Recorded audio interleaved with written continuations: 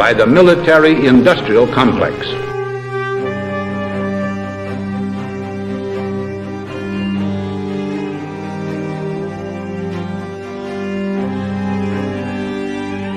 It could be seen to move violently forward, violently forward, violently forward. I'm just a patsy. Let's win there. I have a dream.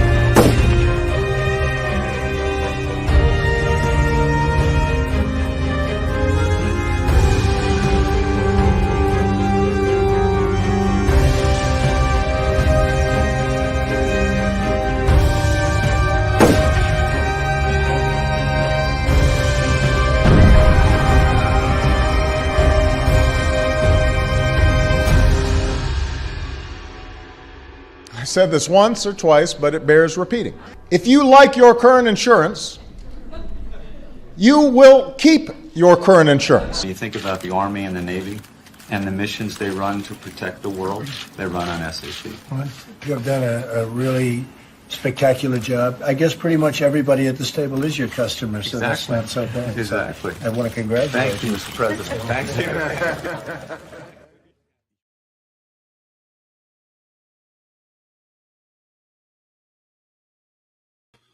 And I'm back.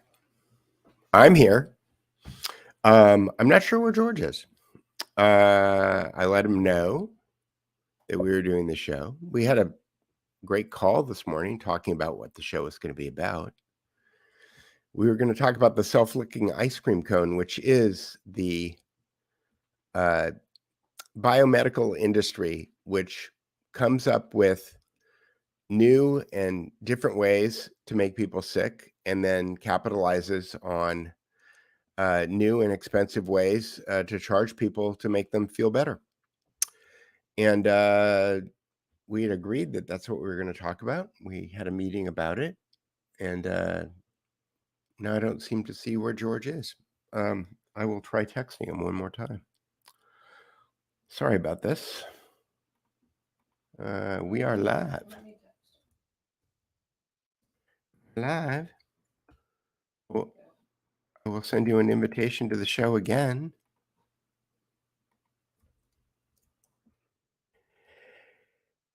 Well, let's see if anybody's got any questions. We can look at pictures while we're waiting for George. I suppose we could do that. Let's see.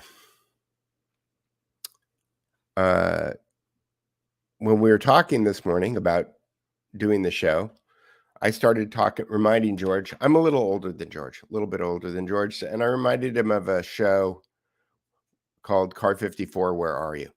That starred Fred Gwynne and Joey Ross.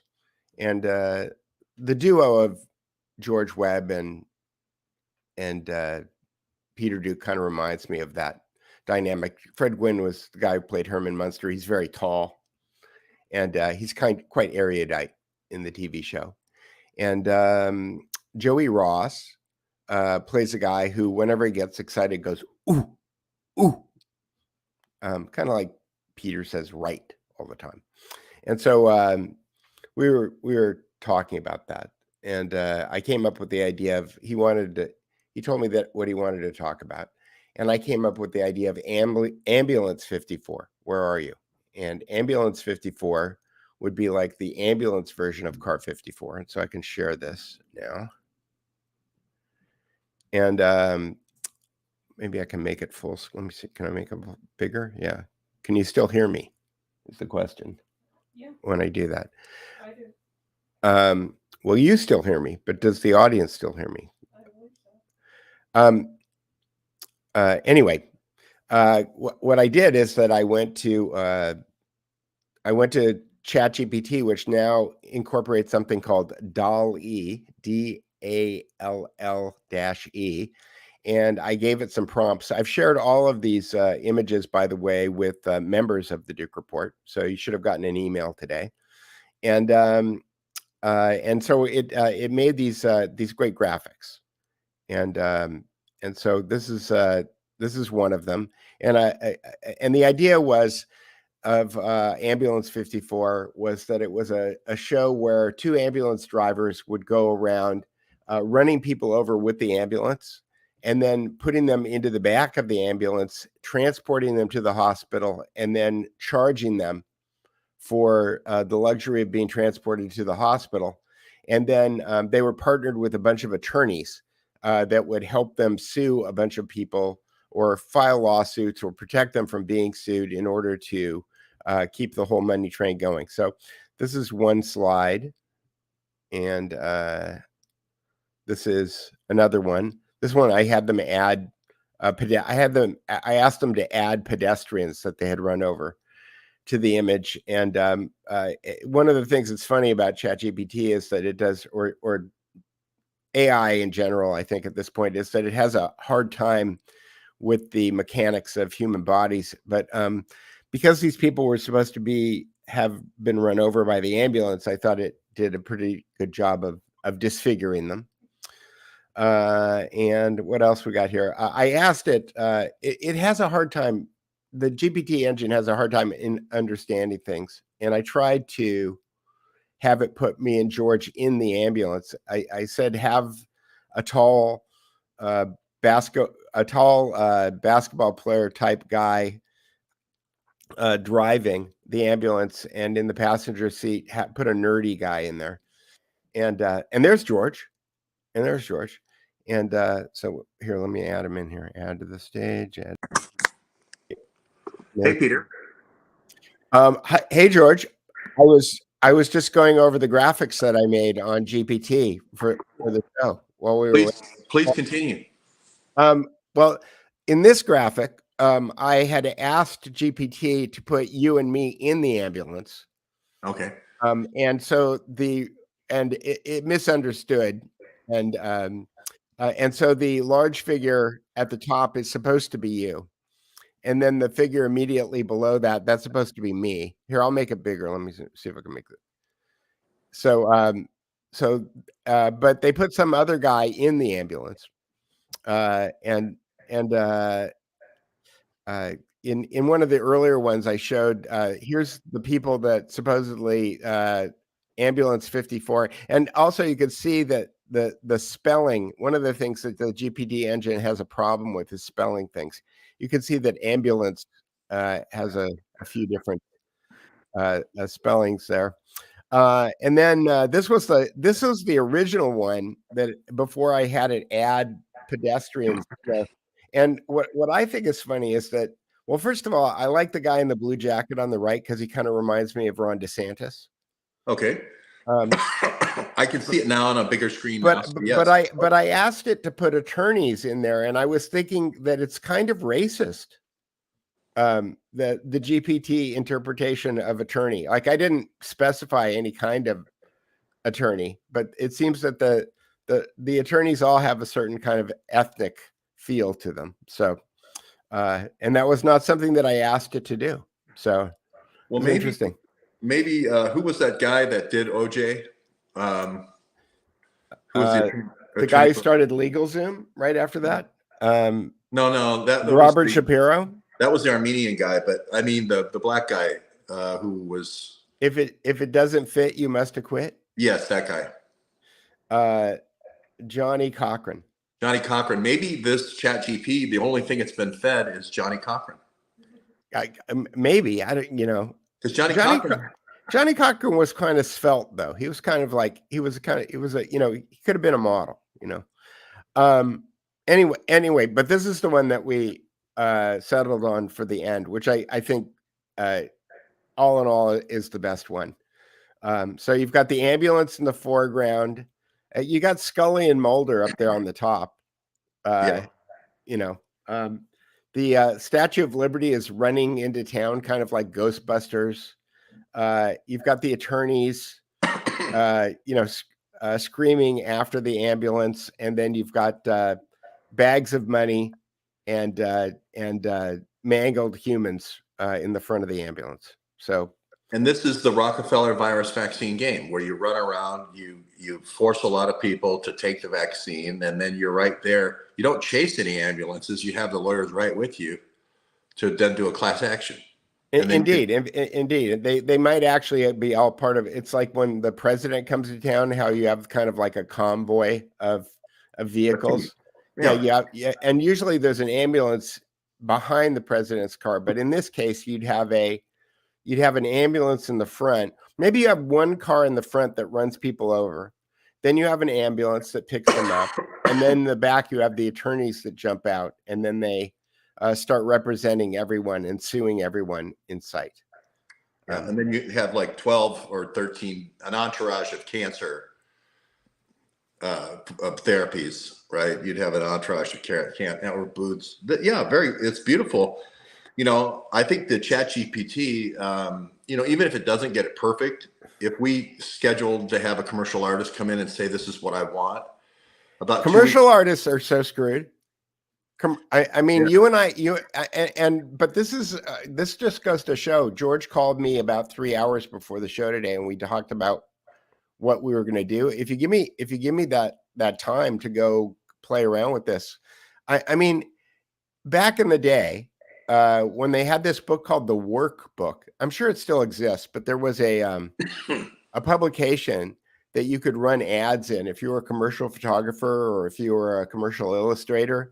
And everybody would have an ad in the workbook, and then art directors who were looking for a certain look would go find an illustrator. There's a place that does storyboards that you could, we could pull it up if anybody's interested, called Famous Frames. And it's a similar idea, and that is that there's a bunch of different artists and they have a bunch of different techniques, and depending upon what you want to do, you hire this guy to go do this. But what I did in 4 or 5 minutes represents, in the 1980s or the 1990s, hundreds, if not thousands of hours worth of people's time to come up with a piece of art like that. I mean, it's quite amazing. I mean, this is crazy how good this is. This is a movie poster in like Mad World or something like that in the 90s, Yeah. And which would be hundreds of hours and tens of thousands of dollars. But it does show you the power of ChatGPT. And like I say, it's good for some things, not good for others. Good old, gumshoe journalism still exists because ChatGPT hasn't figured out how to walk on Capitol Hill every day and knock on doors every day. But yeah, no, for sure. I'm very impressed. Well, one of the things that I found out that it's really, really good at is interpreting text that other people have written and summarizing it. We've talked about that before with Readwise, but I'm working on a project right now that I'm going to give away to all of them. It'll be free to all of the members on the Duke Report, but it's going to wind up being a book that gets sold on Amazon, and it's going to come out before. It's based on my research for Reframing Reality, but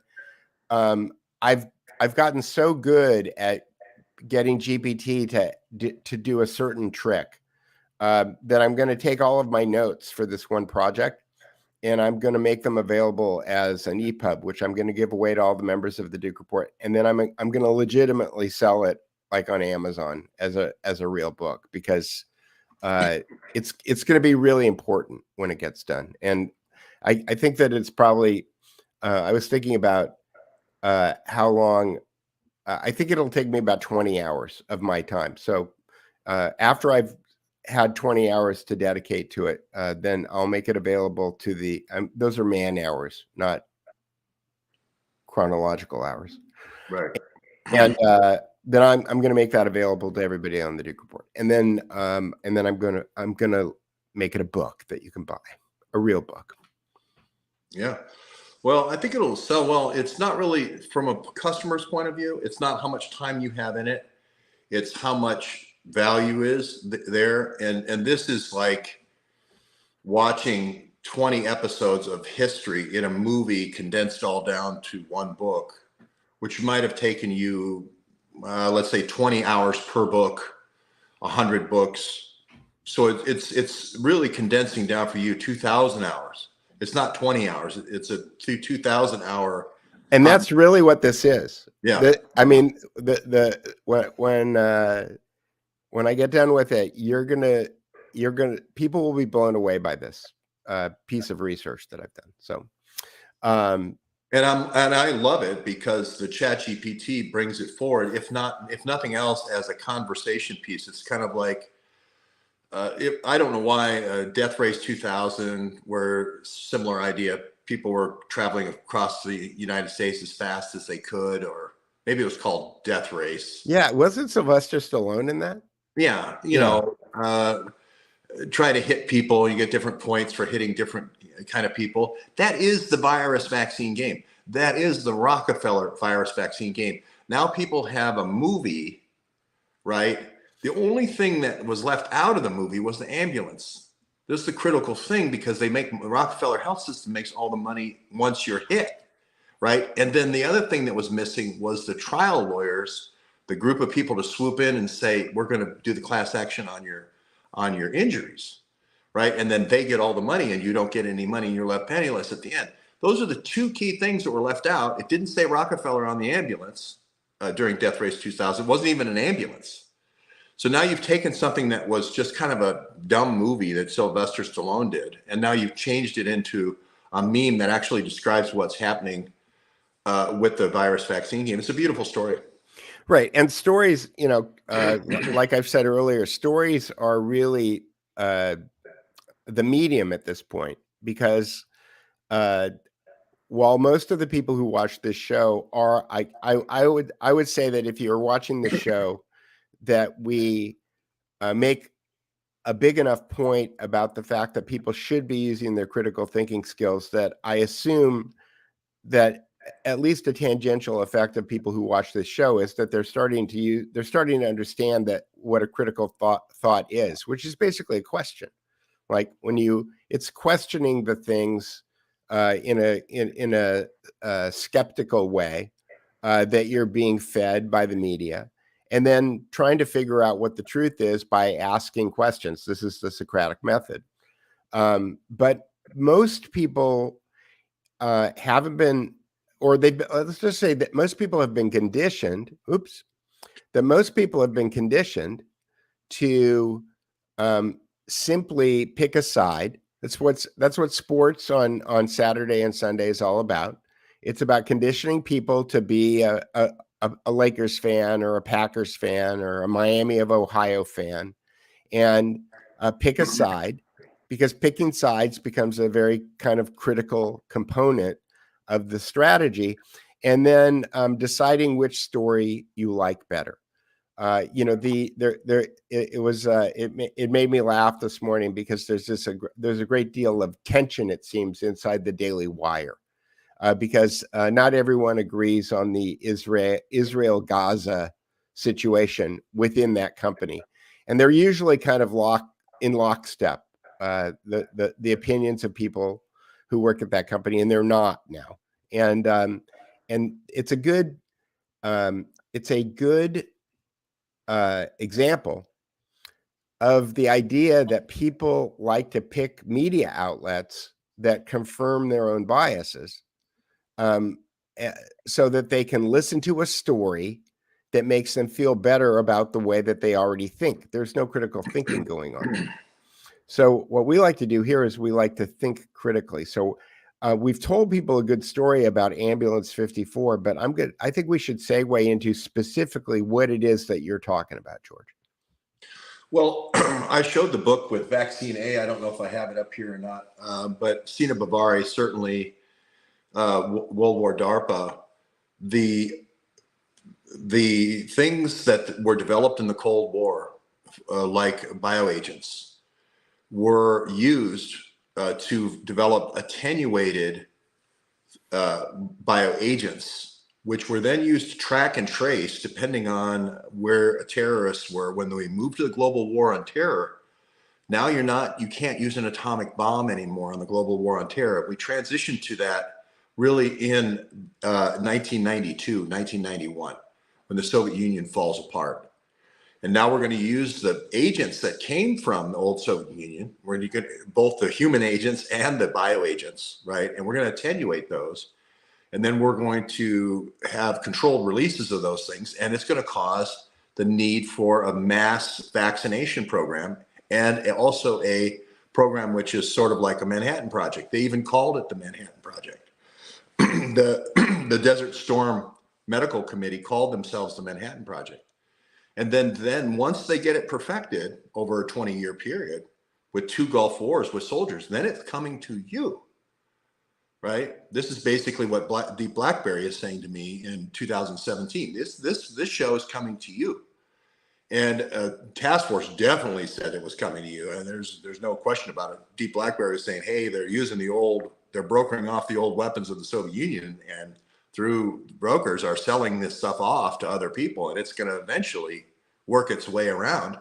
Maybe not in the same form it would have met you on the battlefield in Afghanistan in 2013, but eventually you're going to be forced to do the vaccination just like the soldier was forced to do the vaccination.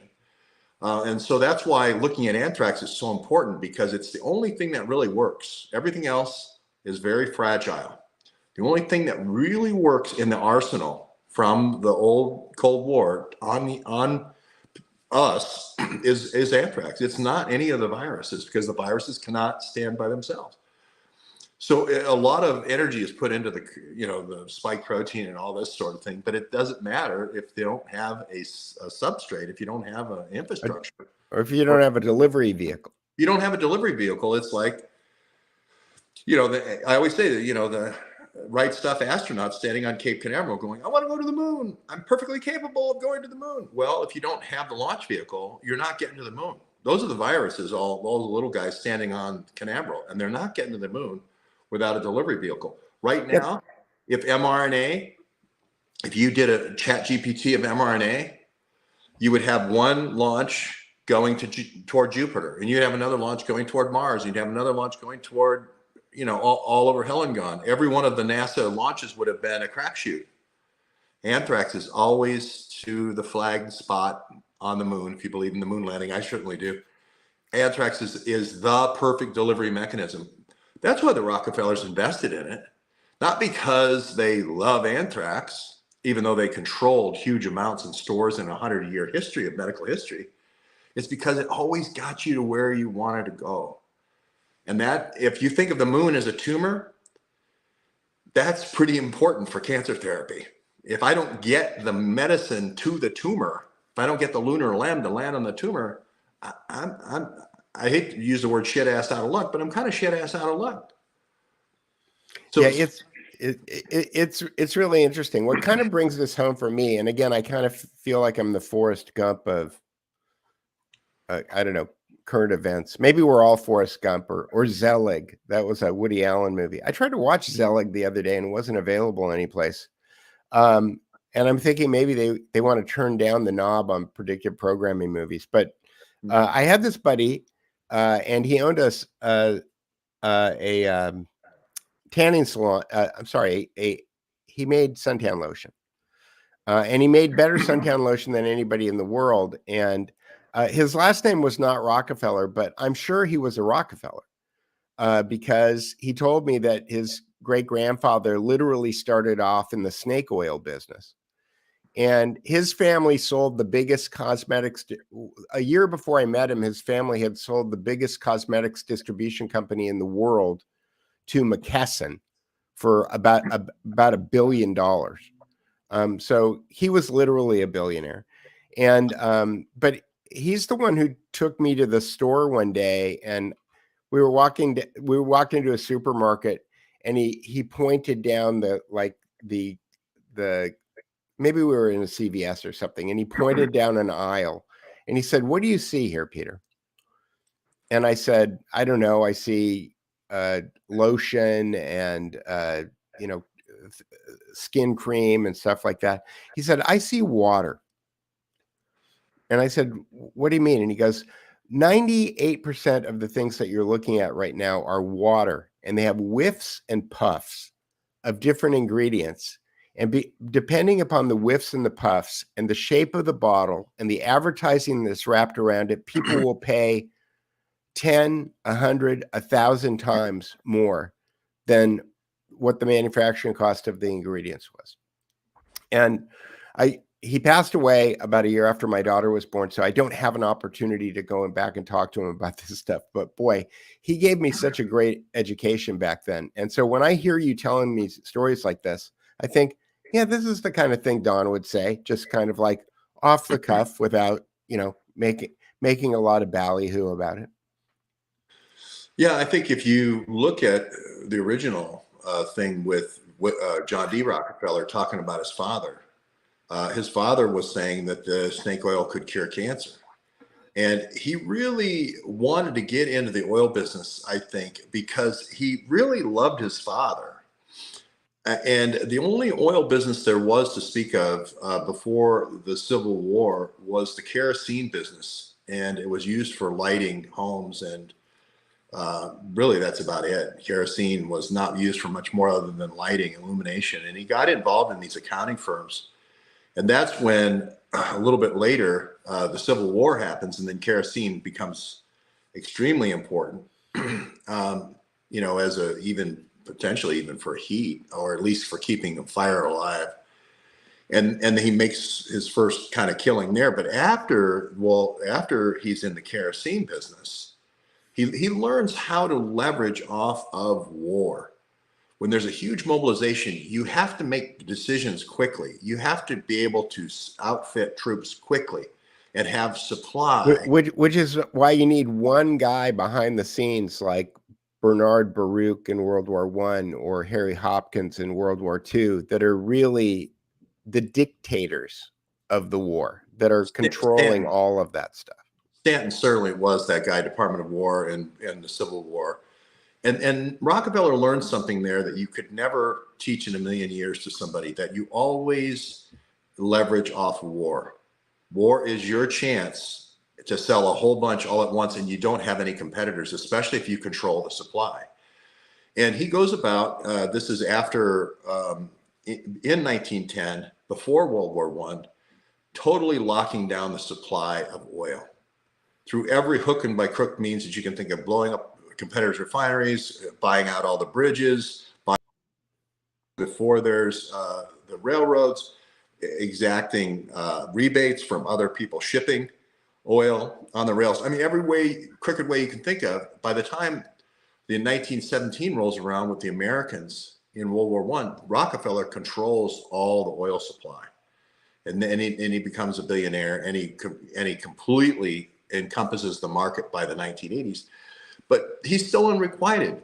He still has this unrequited dream, right, of his father saying that oil could cure cancer. And that never has left the Rockefeller psyche up until now. Never has left the Rockefeller psyche up until now. There's always this fascination with pharmaceuticals for that reason. Now also somebody said, hey, there's a $4 barrel of oil, or a $3 barrel, whatever, and there's a $3,000 barrel of pharmaceuticals made from that oil. And then he says, pick that one. Let's do that one. So I'll tell you, as I'm listening to you say this, I'm wondering, is this what oil of unction is? In the Bible, there's this kind of magical elixir that they call the oil of unction. And my Catholic wife says it's Catholic, but I think that maybe that's just the Catholic translation. Well, certainly John D. Rockefeller would, he would pretend like he was a William Rockefeller, John D. Rockefeller's father, would pretend to be a deaf mute, right? When he would go into these various villages and so forth. So no one would ask him, well, what are you doing here, or whatever. And he'd have a sign actually on himself that said deaf mute. And then all of a sudden he would have an oil of unction moment, right? Where all of a sudden he started speaking and saying, hey, I can talk. I brought you good news, right? He's got his little traveling wagon and so forth. This can cure things, right? So it's interesting that 4 deaf mutes are killed by the Jackson lab, where they're testing against the Maine National Guard that's going to a lot of these different forays around the world. But anyway,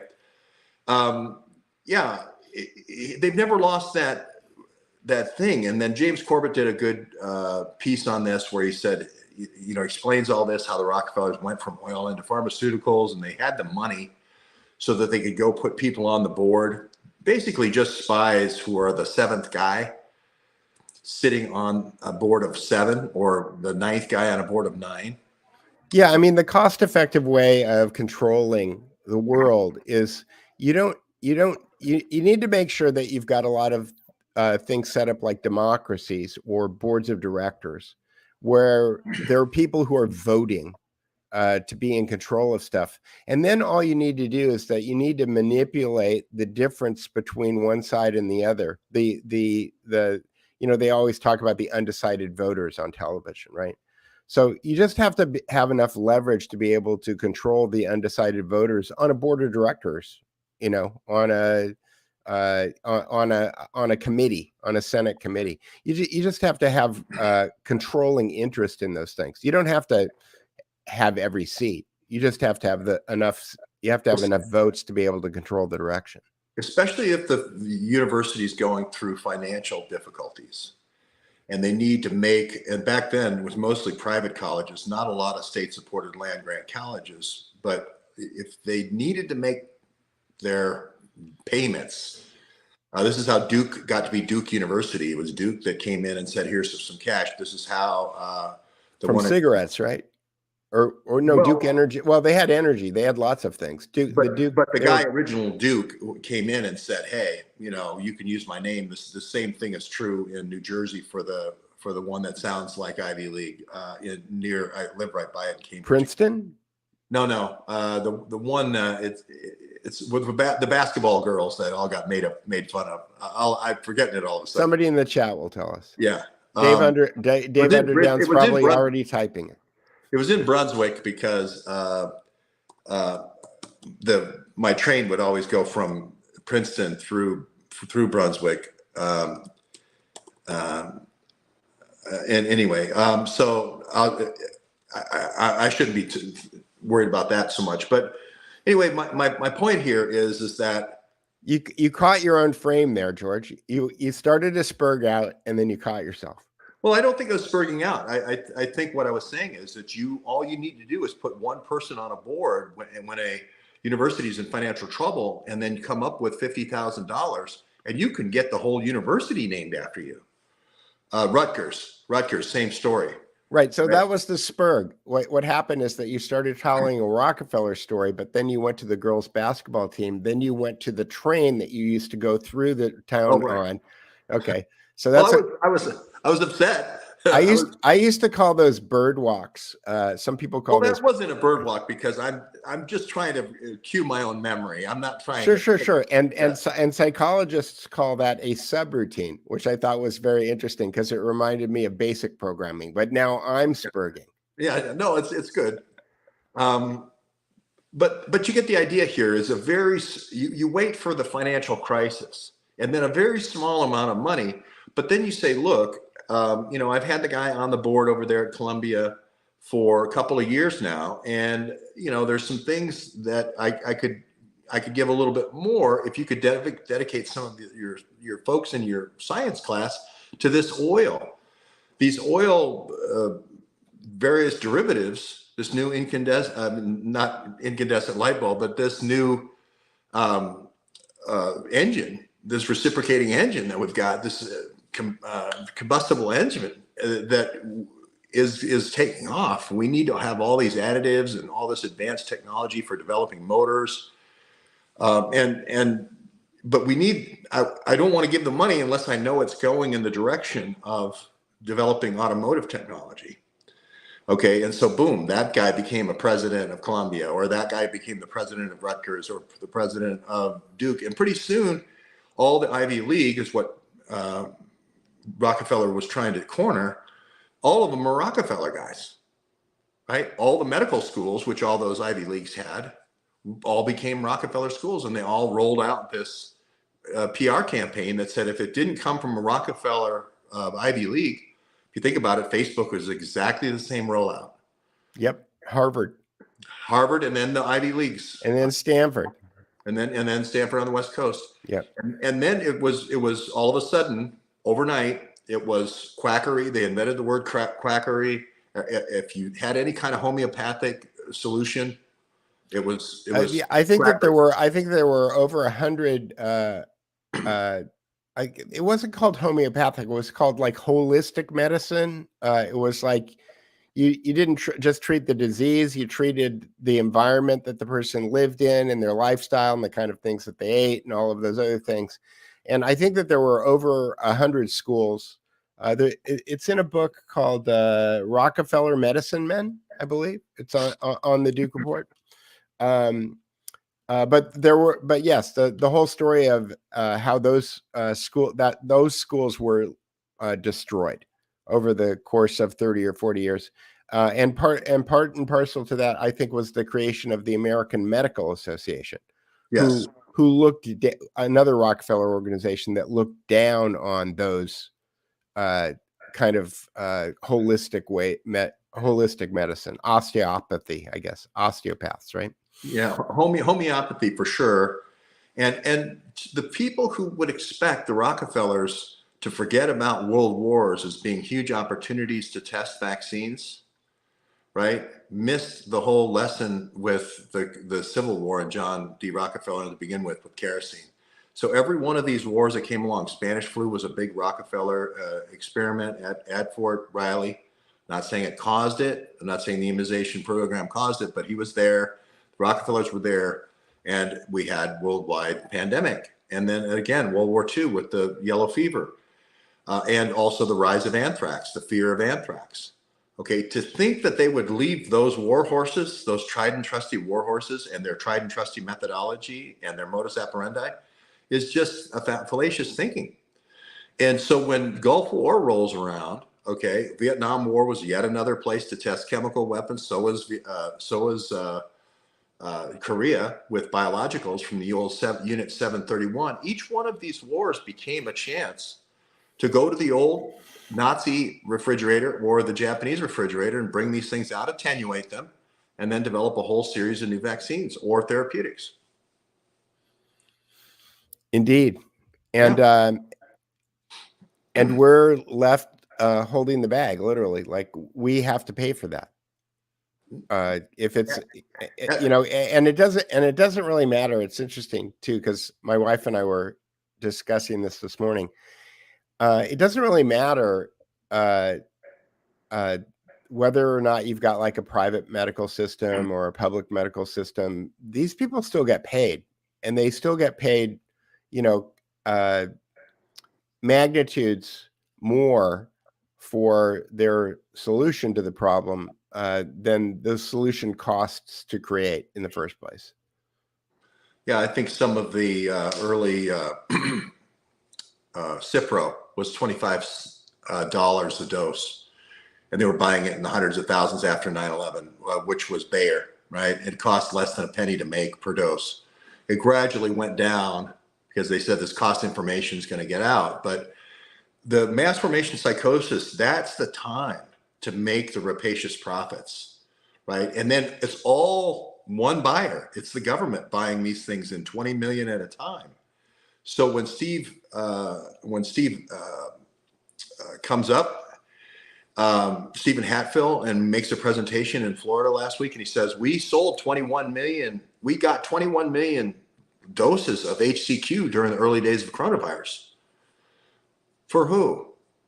For who? What you're really trying to say is you sold 21 million doses of HCQ at very high prices to various distributors who were getting reimbursed by the government, right? Right. But when you use that expression, the government doesn't pay for anything without taking the money from you. Sure. And it was to his old buddy. It was to his old Iraq weapons inspector, Robert Cadlick, who bought him. Same thing. Rick Bright made a 21 million dose order in January of 2020, knowing what was coming before anybody else did, right? For remdesivir. New remdesivir was the answer before anybody else even had a patient. We didn't have a patient supposedly till January of 20th.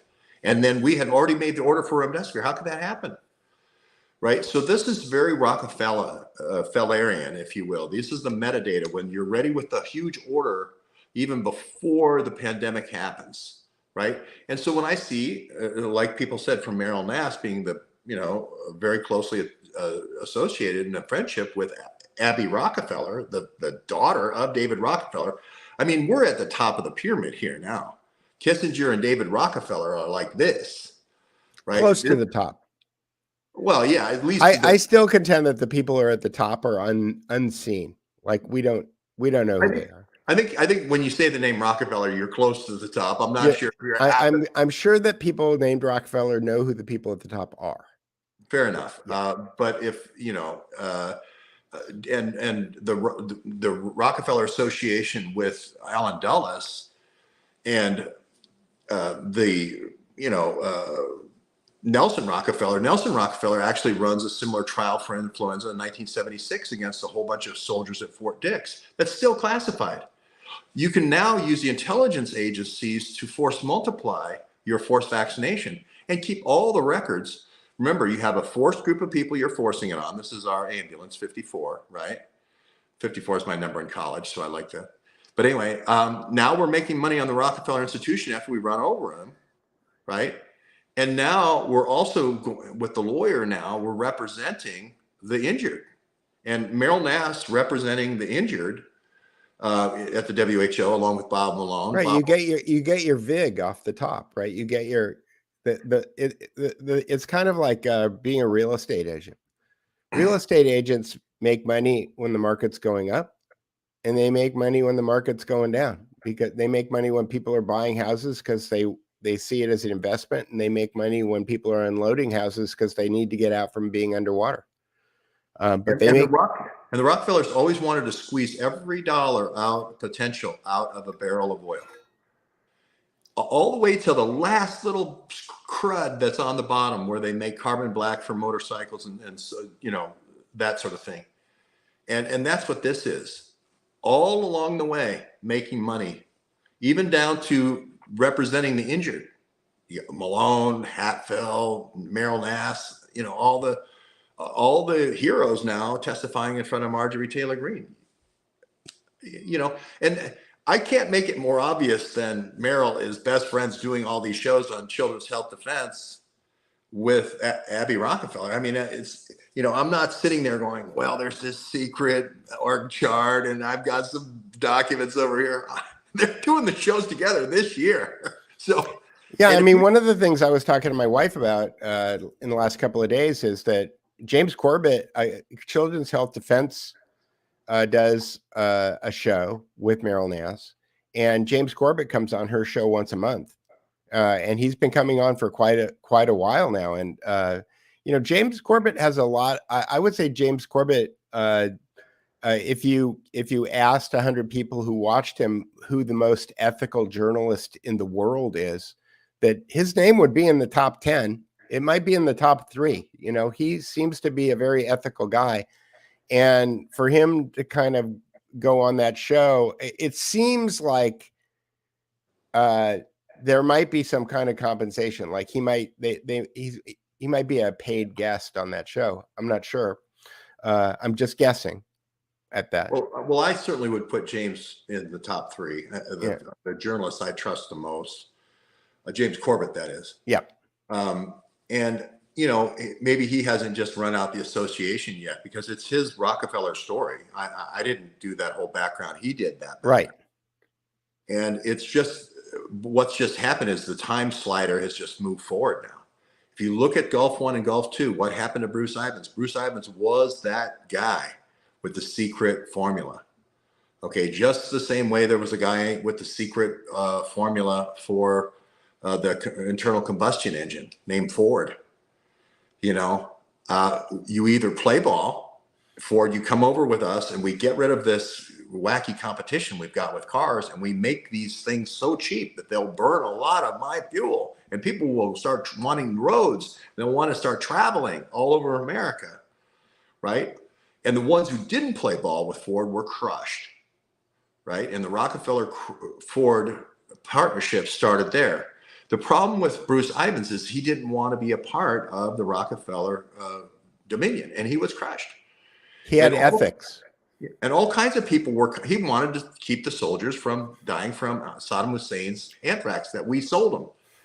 He's just a Ford that didn't go along with Rockefeller. Yeah, right? ethics are stubborn things. There's all kinds of people being put into the orbit. We showed you with her papers, she's being financed and supported to go to Rhodesia to look at the after effects of anthrax. Anthrax was used over a 15-year period, not just a 3-year period. It was used over 1965 to 1980.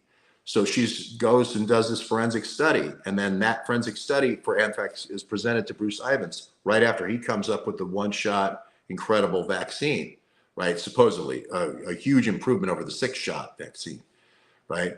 It's the only thing the mice survive, the Ames strain. It's the only one that survives the Ames strain. So that's really important because they think Saddam Hussein has the Ames strain.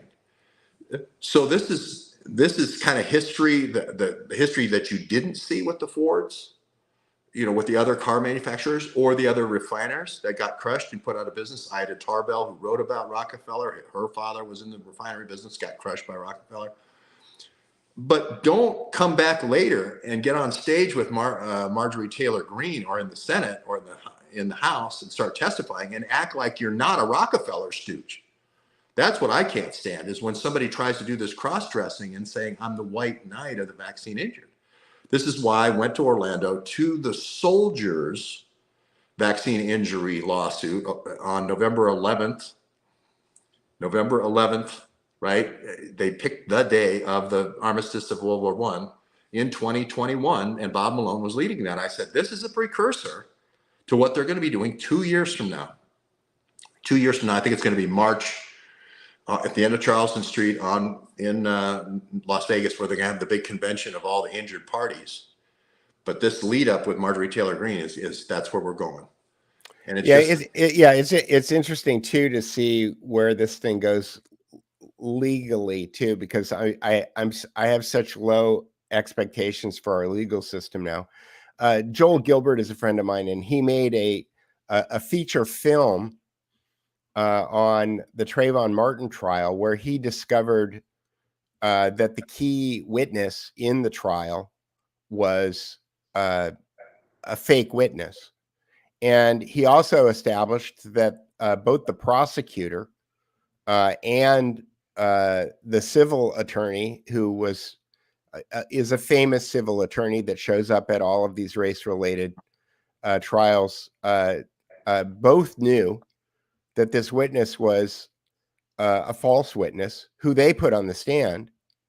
And he wrote a book and made an entire feature film about it, and it was thrown out of court for I can't remember, for not having standing. I can't remember what the ticky tack excuse was, but it left him in a place where he couldn't appeal it. And so the reason I'm bringing that up is because the court system seems to be controlled to a point where the result will be whatever is most politically expedient. Well, I saw you commented about Deep Blackberry, which is 7 years later now. I was just kind of poking you, George. No, that's okay, because it brings up a really good point. Because now we know that Deep Blackberry is a real person, right? And now 7 years of undermining, he didn't exist. 7 years of undermining, there was no right. And somebody asked, could you use your version of Clearview AI to identify this Deep Blackberry character that now that it's been depixelated? I could have when I had Clearview. I don't have Clearview. I haven't had Clearview since the newspaper article came out about it. And Jason was the key person to knock down Clearview. Jason just came out with the photo 7 years later. This was a secret hidden camera that I didn't even know was made. He just came out with it, right? But there's an important point here, is because at that time when I was saying, hey, the Bidens are all using these Blackberries, they're brokering all these old weapons of the Soviet Union to all these folks, all the uranium's going to being brokered out of Ukraine. I thought it was Mogilevich. It turned out to be Kolomoisky. I mean, I made a few errors. But it all turned out that, yes, it was being brokered to China, China's nuclear ambitions. China wanted the highly enriched uranium. China nuclear group with Hunter Biden in Kazakhstan at the uranium bank in uranium with Rothschild Energy and Warren Buffett. All that came to pass, right? All that I said 2 years before we knew that, Bob Ulinsky getting up at the 2020, right? And saying Hunter and Joe and James all had Blackberries. Here they are. There's a chain of custody, right? All that came after I said it. Okay. So now, Yeah, and you used to beat that drum so hard that a lot of people, including me, thought you might be unhinged on this whole BlackBerry thing. Like you were so focused on it. Well, look at it now. Comer just issued subpoenas for Joe Biden, James Biden, and Hunter Biden for their financial records. Did he ask for the laptops? No, because he knows those are fake. Did he ask for the Blackberries that Bob Ulinsky proved were real? No. They don't, like the Trayvon Martin situation, they don't want this real evidence. Now there's a picture, so we know that the second meeting did happen, and the BlackBerry's sitting right in front of them, and now we know that it says Senate 327, 327-360. So we have the serial number. Should be a very easy thing for Comer to walk over in the same building, right? To go over to the Senate Sergeant of Arms and figure out who owned this BlackBerry, right? Yeah. Now, there was the meme that you made was, gee, George, this guy doesn't really look like Mark Taylor or Bill Taylor. Yes. Okay. Was it a meme? I just posted the two pictures, and and you posted 5 wine glasses, meaning you must have been really. Well, I was quoting you. I know, but you put that in the meme, and so why I say this is important is Jason withheld that picture from me for 7 years. Yes. So I was working on memory over like a 12-hour period of time frame where I met him that night and then met him the next day to give his BlackBerry back, right? I didn't have the advantage that Jason had of looking at it every day going, "Ooh, I'll use this against George. Oh, I'll use this against George. He'll say something one day. I'll use this against George." 7 years he secreted this thing away. 7 years, right? Or 6.5 years. Okay, so now fast forward here. We now know this guy exists. We said it was these were brought into the Senate. There you go. These were brought into the Senate because of the Iran nuclear deal. That was to broker off the old megatons of megawatts stuff that had been withheld to places like Iran, and they wanted to use it broker it off to other places like Libya, or anybody would buy it, South Africa, North Korea, but mainly the Chinese. The Chinese was the big customer. Warren Buffett, Seth Rich were the key agents of those things. What part of that didn't actually happen, right? What part of that didn't actually happen? And the key here that I said is Hunter Biden and the Bidens were the ones, and this is what he said, were the ones who just got the Blackberries at the end of the trail. They had been employed since 1999 in Kosovo, given to the KLA Army. It had been used for covert actions all through the various wars, Arab Spring, 7 different overthrows of Arab Spring, for sure, at least. May go back even further to chemical and biological weapons use in Afghanistan and maybe even Iraq, given the connections, right? So, and they're going to blame all this. This is the 33,000 emails, right? They're going to blame now this on the last guy holding the bag, literally. And that's Hunter Biden. And that's what I said happened. And that's what's happening right now. Right. He's the Lee Harvey Oswald of the whole thing. He's the hot potato. We're going to go and rob all these banks, John Dillinger, and then we're going to throw it in this baby carriage and say the baby did it. I'm going to jump to the picture of this guy, George. Sure. Would you buy a bridge from this guy?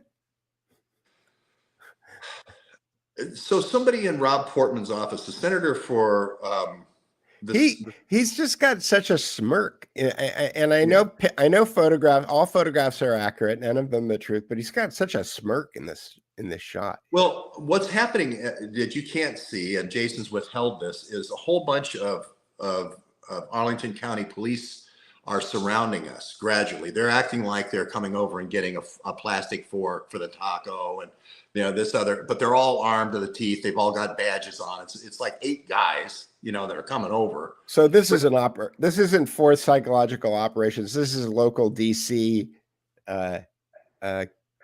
counterintelligence kind of thing going on. Rob Freitag, who ran the sprayer house, right? Who was his front job was the probation officer. Guccifer was at the jail at that time, if you remember, right?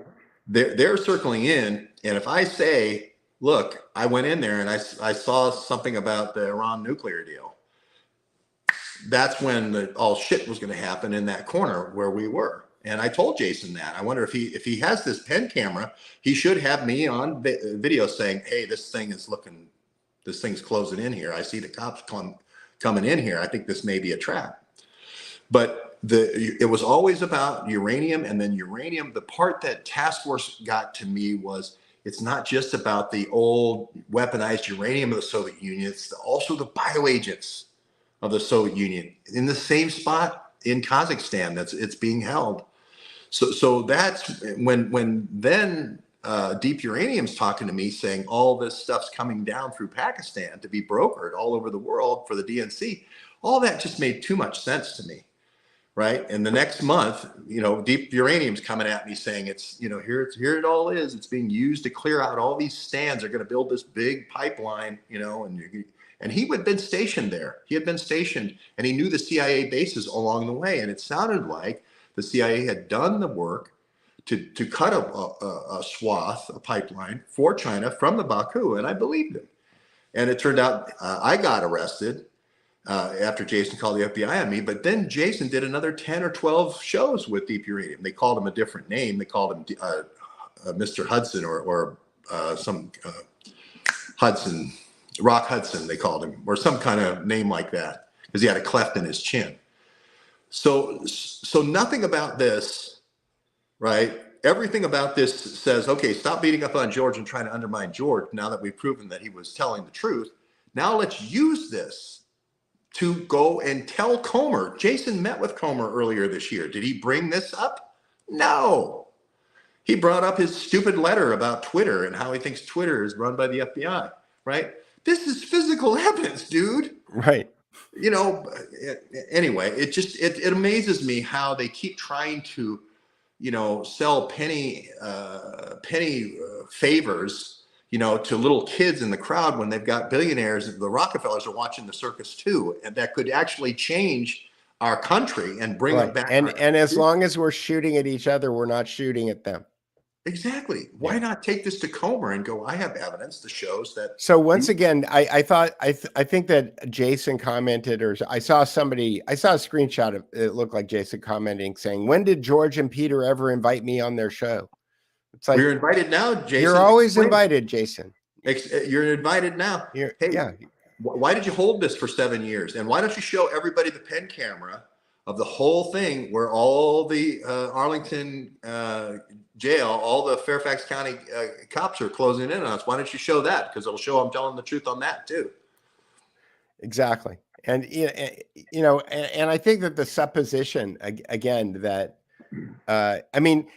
think about it in the scope of power in the universe, the ability for someone on our level to coordinate. Now, admittedly, I had somebody call me up after January 6th and said, would you like to help the government? And I said, help which government? And he said, the only one that counts, the one that can kick your door down and take your stuff. And I said, no, I don't want to help that government. I'm not interested in helping that government. Now, that might have been my entree in, to become anointed and be part of that. But George and I are not on that level of it. That doesn't mean that people don't approach us and make us offers. Somebody offered me that after January 6th. If I was willing to backstab my friends, it would be worthwhile for me to do that. And this is ethic. This is where ethics is a stubborn thing comes in. Because I know somebody who bought shots for everybody that would give them their footage of January 6th. And a lot of people who bought shots. Well, I know a filmmaker who bought shots for people and got all their January 6th footage. I don't know where it ended up, but he got a lot of footage. So, that if people were cold that day and hadn't had any, you needed a shot that day. Yeah, it was Yeah. cold. I don't drink liquor, but I mean, I probably would have said if you have some warm schnapps, that might not be bad. It was cold. But I'm just saying that there were people that did turn over all their films. And what we tried to do we had 18 days, we had this place on the Potomac. We tried to show before, remember the 60 Minutes hit piece came out on me 2 days before January 6th. Scott Pelley came after me for a story that was almost 10 months old. He he dredged that up and laid it out 2 days before January 6th on me. Okay. Because we had this group of journalists there. And then we told the story of why did you come to Washington, D.C.? And there was none of this, well, I'm going to burn down something. No, it was like, I really think that we've gone too far with these anomalies where, Trump's winning. And then all of a sudden they close the polling place and then we don't hear anything. And then in the morning, Biden is winning. It's a complete, complete shift in the curve. And I just want to see if they're going to look into this. At 1 o'clock on whatever day that was, they're going to supposedly look into this. Nancy Pelosi had called for looks into the election results before, many times. So this wasn't anything unusual, but they did not want even the hint or a peep of that to happen. And right at 1 o'clock, you were there, boom, that's when all the Ukrainian mountain climbers started. They did not even want to even let them to have 1 minute to even consider this. Yeah, I mean the break-in of the Capitol started while Trump was still speaking. Yes, so but the true believers weren't at the Capitol, right? And we were clustering around where there seemed to be military action, right? I moved from the other side, which was I'd done interviews all day on the other side, which is a bunch of people that were just kind of like, hey, it's great to be here in Washington. It's cold. I met a lot of Chicago DNC operatives and I interviewed them, if you remember. But then I went around the other side because it looked like the action was going to be down on the other side. And it turned out it was Joe Biggs and whatnot, and the Ukrainians, right? But that happened way before Trump ever said any of the words they say he said to incite anybody, right? And it took about 30 minutes, right, to walk from all the way down Pennsylvania Avenue to get there. There you go. Keep going. Well, I'm just putting pictures to your story here. I'm just saying that for anybody who is actually there, this is why I think one individual or two like you with a camera can make a huge difference, right? If somebody pays attention. If you have one BlackBerry that is from this is how Hezbollah got all their money. This Al-Attar is the key agent that we identified on Capitol Hill. This is how Hezbollah got all the money, $150 billion, right? This is how Hamas got the arsenal and the training camps and the weapons to do what they're doing in Gaza right now. Admittedly, the Israelis like off the chart reaction, Braverman prophecy is way off the chart, but that's where the money came from. This was a controlled strategy of tension to give Hezbollah this kind of money and give Hamas this kind of money. We know Iran is funding this. That was an intentional thing the Bravermans did, Avi Braverman did to give them, and Danny Rothschild did to give the Hamas this much money. You knew something like this was going to happen. And this is very much like the January 6th. We have a little victory for Hamas, and then all the bombing starts, and it's going to wipe you out, and you're not going to see North Gaza again. I know people find the false flag and the Hegelian dialectic thing, problem, crisis, solution. I know they don't believe it, but it's how these people think. No, it is. And I'm sorry, I was spacing out because I was just showing people the pictures here. Yeah. So you can see this guy on the right. See the guy on the right there? He's got the American flag bandana, and he's moving these guys are all working as a team. So some of the guys are distracting the police and other guys are coming up and moving the barricades. The guy on the right there is moving the barricade. You could see him here. He's unhooking it. The guy with the yellow "Don't Tread on Me" hat is on the right there. There's the other guy with the goofy smile shooting a video who's there, who's distracting the cop. The cop's got his hand on the the barricade, but they're unhooking them so that he'll have his hand on the barricade, but he'll have his hand on the only barricade that's left there. And the reason I've got good pictures of these guys, my guess is that these guys, by the way, Richard Grove, this last Grand Theft World, this last Sunday night was excellent.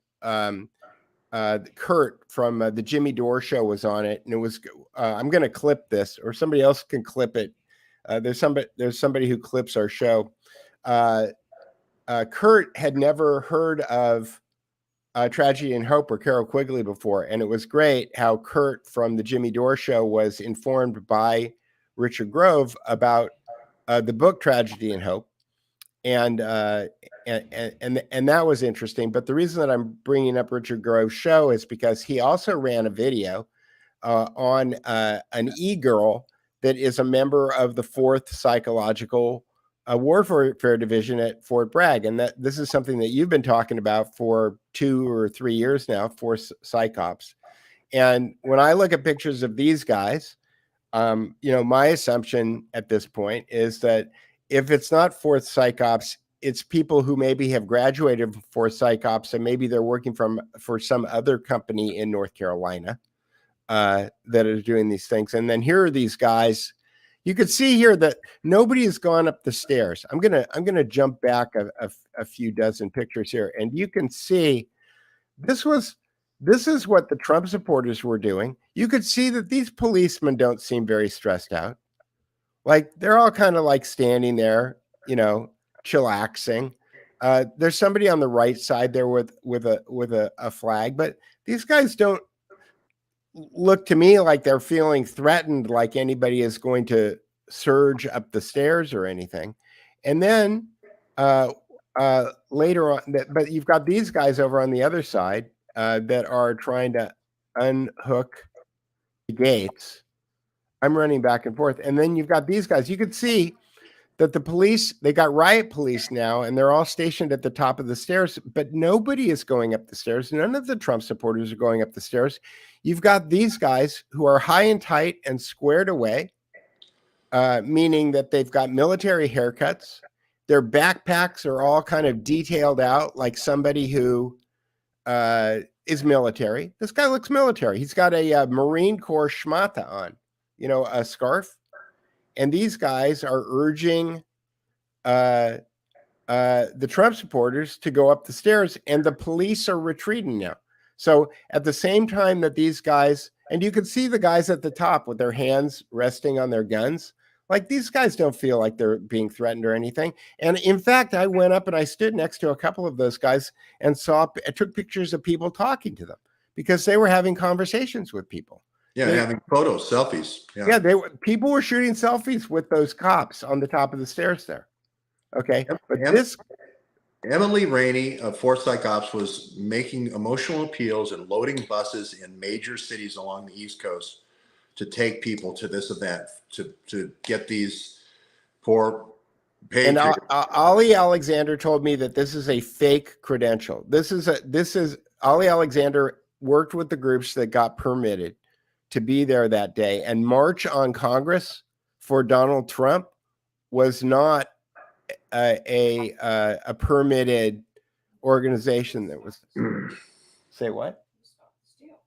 It was Stop the Steal. Yeah, Stop the Steal. Stop the Steal on Women for Trump was another one. But here, I was with Latinos for Trump, and if I didn't speak Spanish, I'd have been thrown out of there on my keister. Right. I had to do 3 or 4 interviews in Spanish that morning, if you remember, in order to get my bona fides. So, yeah, that's a real none of these are overthrow organizations. None of these are like 3%ers or Proud Boys or any of the other. Okay. But what do you see the guy standing next to him who's got the earpiece in? If I scroll in, if I get it in tight enough here, you'll see this guy has an earpiece in. Yep. Okay. And I don't think it's a hearing aid. Okay. But this is not the hand signal of a normie, right? This is a military hand signal. Okay. This guy's haircut is not normal. And this is a Marine Corps. You can see the globe and the eagle on top of the globe. This is a Marine Corps schmata. This is the reason why I haven't been subpoenaed. Because I have these pictures, and they don't want one of these pictures, by the way, is on a sticker on the back of my laptop. And that's a way to protect myself, because if my laptop ever gets seized, there's going to be a picture of these guys. It might be this picture that's on the back of my laptop. Now he's doing this. First he's doing this, then he's doing this. Now he's doing this. Okay, he's doing this. He's doing this at the same time that people are moving up the stairs. Yeah. Okay, these are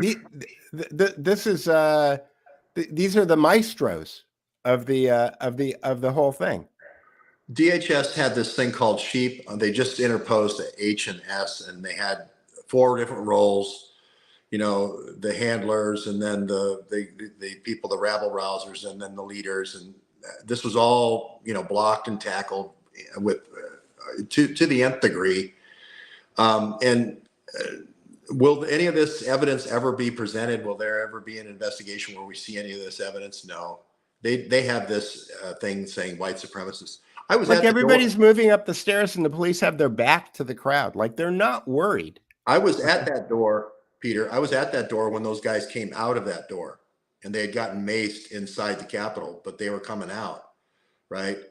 So the guy who came to our hotel a year before, 2 years before, he was the highest ranking enlisted officer in the Navy. Okay, he had 7 of the bars here, for the chief petty officer. It wasn't chief petty officer, it was the highest level of that you could be in the Navy, still be enlisted. He said that the Navy is the only reserve corps, normally with posse comitatus, each governor has their own army, each right. governor has their own militia. The Navy's the only one, the reserve corps, that is based in Washington, D.C. And all these guys either fit the Marine, they fit the Marine mold, or they fit the Navy mold. I looked at all their backpacks that they had from their service backpacks. It was either UMC or USN. Well, this guy has okay, so look how squared away this guy is. Okay, this guy's squared away. That's a radio. What? That looks like a radio to me. That looks like the radio antenna. It might be, or actually this is holding he's got a GoPro on his back. He's got an earpiece in his ear. And I looked up this patch. You can't see it that well here, but this patch is a skull with a harlequin head piece on it, which is some kind of organization out of New Orleans. I'm not sure what it is, but there it is. Well, these guys trained for this. Rod Rosenstein is the key guy at DOJ who put this into the DHS. Rod Rosenstein's people came to my hotel and cornered me with 4 FBI agents into a corner. 2 of them were law enforcement, supposedly, but they were going to shoot me if I said anything bad against Andy McCabe. I thought that they were there for McCabe. They had turned out to be there for Rod Rosenstein. There's no doubt in my mind that Rod Rosenstein and Andy McCabe ran this counterintelligence program. Okay, and that's been in the books, waiting to go, blow off the dust whenever you want to roll this thing out. And you just have to have Ukrainians that can climb the Capitol roofs. They left the scaffolding up. They put the scaffolding up way in advance of the inauguration, 14 days before the inauguration. And those became the climbing and video platforms for this event. Yep. It's all. So we've completely digressed, George, from Rockefeller medicine to January 6th. It's actually a good point when we switch to the Blackberries, because if we don't get into just on the other side of that wall is where the office is. I've been to the Capitol many times, right? And right on the other side of that wall is the Senate Sergeant of Arms. And that's where these guys specifically were going to get the laptops. Remember, they sold 6 different Senate laptops, and those were the BlackBerry server laptops. Isn't that amazing? and they walked out of them like they were just delivering pizza. They had their sunglasses on. It wasn't that bright a day. It was a cloudy day. They had their masks on. Nobody was wearing masks that was a patriot. They didn't believe in any of these coronavirus things. And here's when I knew I was onto something. Yeah. This is when I knew I was onto something. This is holy shit. That guy is taking pictures of us. Yeah. Who are these guys? Yeah, they're in their 20s. They're in their 20s or late 30s. They're early 30s. They've retired from the services, but they've gone to work for the intelligence agencies, for DHS. And they are infiltrated in along with all these other people, and they're trying to get the people they've incited to do something stupid. Yep. All these people are inciters to try to get you to do something stupid. And the worst that happened, if you remember, is somebody sat in Nancy Pelosi's chair. Right? The most Didn't damage. someone take her laptop? Well, that was a mission. Those 6 laptops, they were on a mission from God to get those 6 laptops. It was spread around a couple of different laptops in the Senate Sergeant of Arms, but the Senate of Sergeant of Arms was the target. So I don't get it how the Republicans can't see this and say they went in with their operatives and went and got those laptops. And here's a guy who's got the Senate Sergeant of Arms right on the damn BlackBerry. I mean, you just can't. Here's another guy directing. This is the guy who is pointing at me. And this guy is in communications with somebody about something. The Rockefellers, he's got his hand up to his ear. He's got his finger on his earpiece. He's holding his earpiece. You can see the earpiece on this one. You see the white line on his ear. Yeah. Yeah. He's got 2 earpieces in. If you go back to the mining strikes of the Rockefeller gold mines and silver mines and coal mines and so forth, this is as old as the hills. Yep. Infiltrate the strikers, try to put your guy in as the leader. You get the Pinkertons. The Pinkertons were on the other side to break the strike. Yeah. The scabs, but they would also infiltrate the common movement so that you always knew what was going on the other side. They try to get to a position of power so that they could intercept at the exact key strategic moment. Why does a cannon go off right at 1 o'clock? Trump's not near done with his speech at the other end of Pennsylvania Avenue, but a cannon goes off, and now here comes Joe Biggs with all the Proud Boys, and now here comes all the Ukrainians. They all form up on the grassy knoll. They all come in and mix in with Joe Biggs. And they brushed shoulders with me. Everybody said I should have recognized Joe Biggs when there's 100 people coming at me. I'm out of all this going on with the cannons and everything. I'm supposed to know Joe Biggs, and I might have recognized him, but people were holding that against me, saying I was in on it. I mean, well, maybe to Jason Goodman's point, maybe you were supposed to be in on it, and maybe your ethics and your self-preservation skills were the reason why you didn't. I filmed it. Peter, I said, notice how I'm not going over the bicycle gate. I filmed my foot because I said, this is an entrapment. I said that real time live as it was happening. I said, this is an entrapment. All right, let's answer some questions because we've been going for an hour and 20 minutes now. Okay. Dalmatian Plantation says, who's the healthiest pharma CEO? Like, who knows about the self-licking ice cream cone, and do they ever spill the beans on what to avoid, etc.? My guess is that they get read in as part of their when you get hired at a high position, there's a package that you get, right? It's your total compensation package or something like that. Part of their compensation package is probably being read in on things like this. Certainly if you're Moderna, right, and your first day, you didn't even open the doors without DARPA money, right? You know your role. Sanofi Adventis with the universal flu vaccine, you know your role. You're not going to make a lot of money on vaccines, selling a vaccine here and a vaccine there at CVS Pharmacy. You're going to make money selling 100 million vaccines for the flu or 1 billion vaccines, right? And then they don't even have to be used. They can all go bad in a warehouse. You still get the money, right? So this is where the next one I think is going to be, if we do an H5N1, I think it's going to be Sanofi with their universal vaccine. I think the task force in the long run is going to be right. This Corona was just a rehearsal, and the big one's going to be H5N1. We'll see. We'll see. With an anthrax backbone, probably, because that's how you can really make sure it's going to work.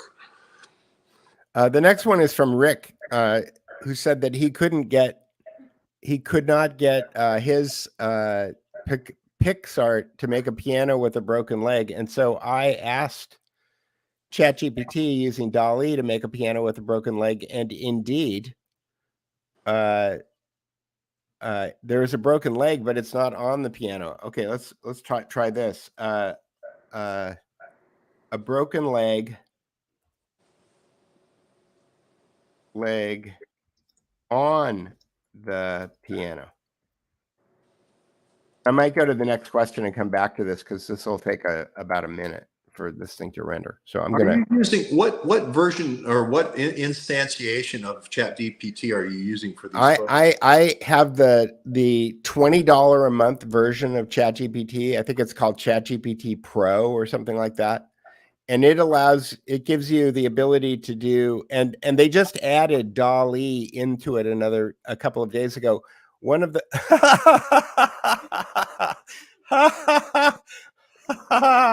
you got to say under the piano. Okay. Okay. And then say piano leg, a broken piano leg. Okay. Under. Here. Let's try this. Let's try. Okay. Make a piano. Okay. Illustrate a piano. Well, actually, it's like a chat. No, I'm going to say a piano leg. The piano's leg! Exclamation point. Okay, now we'll see what comes up. You have to be very specific, and one of the great things about GPT is that it will help you make prompts that will help you get better pictures. I haven't played with that yet, but I enjoy the kind of odd results that come back. I find it I find it kind of funny. Well, this is how people in a foreign country. There you go. Yeah, it's very DALL-E-esque. Very DALL-E-esque. Yeah. Well, it's called DALL-E, right? So Rick, you're right. It doesn't seem to be able to do that very well. So there it is. All right. Wild Tangent said, did George report on Valerie Jarrett's father, Dr. James Bauman, who practiced in Iran after his army, late 50s, early 60s, genetics? I can't always tune in, and I was just curious. Richard Bauman was his name? James Bowman, Bowman. There are probably, no, I don't think so. This is good information. Thank you. Yeah, I'm looking it up. Yeah. I know her.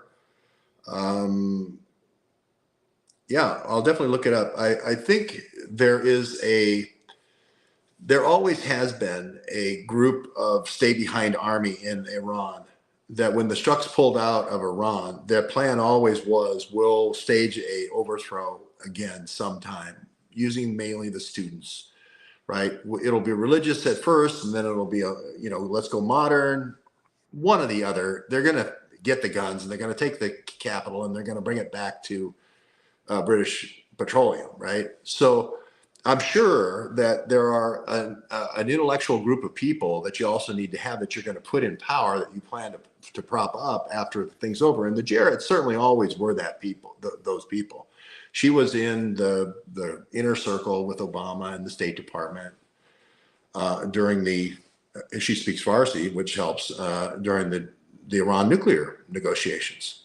The Iran nuclear negotiations was a very big deal. It wasn't just Iran. It was a Middle East Marshall Plan using the leftovers from the Cold War, basically. Well, and when you say Marshall, my spidey senses go off. So here we go. Andrew Marshall. What? Andrew Marshall was the guy. The Yoda. Yeah. Not George Marshall? George Marshall was the first Marshall Plan, but the Marshall Plan from the Mideast that Michael Flynn did and Valerie Jarrett and Bijan Kian and all those guys, that was the Marshall Plan for the Mideast. And is he related to George Marshall? No, but No? they made it sound like he was. He was the George Bush's little Yoda in the fifth cataract of the Pentagon at the Office of Assessments. Yeah, Hamish62 said, don't know if you saw my email I sent last week. I did see it. It was very long. It said going into greater detail about the circumstances of my brother's demise, but hopefully it didn't run too long. It's long. So when I see something that's really long like that, I have to prioritize. So I haven't gotten to it yet. But I will. And thanks for reminding me. Deborah asks, how many subscribers did Jason Goodman have before George Webb launched his channel? Well, he had 100 when I met him. He had about 30. I had about 35,000 when I met Jason, and then he rapidly went from 100 to 30.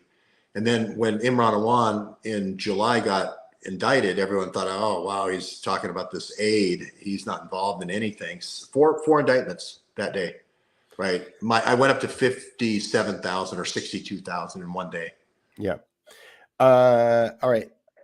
So there we go. But they say nobody ever brought any indictments in.